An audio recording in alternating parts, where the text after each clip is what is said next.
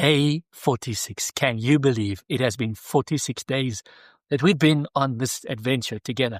46 days that we have been reading a chapter a day. 46 days that we have been laying a foundation of the Bible in our lives as we seek to know Jesus, and we know him by understanding his will and his ways through his word.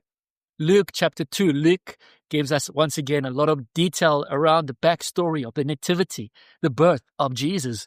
We're in Bethlehem, and it is clear that Jesus' earthly parents, Mary and Joseph, his stepdad, they were not well off. And so Jesus is born in not ideal circumstances. They don't have a place to stay for the evening. It's just, I can imagine being in that family that night. That was a crazy moment. But it gets crazier because as Jesus is born, there are shepherds out in the field and an angel appears to them. And then all of a sudden there's an angel choir. It is just a amazing, amazing moment right there. Jesus is circumcised on the 8th day, and his parents, after 40 days, Mary had to bring a purification ritual, a purification sacrifice. And the Levitical law required a lamb, but if you were poor, a pigeon. And so Mary and Joseph, the pigeon. They were not a wealthy couple. And then we see this man, Simeon, and Jesus is brought to the temple, and Simeon appears out of nowhere, led by the Holy Spirit. And he's been praying. He's advanced in age, just like Elizabeth and Zechariah were in the previous chapter. Here Simeon is, and he just testifies as to who this Jesus is.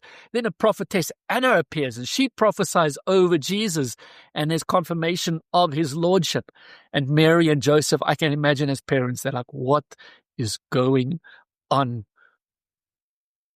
One of my favorite moments here as a parent, the first thing we see Mary do as a parent is she loses Jesus. And for 3 days, they can't find him. He's gone, and they find him in the temple, and Jesus is busy conversing with the priests.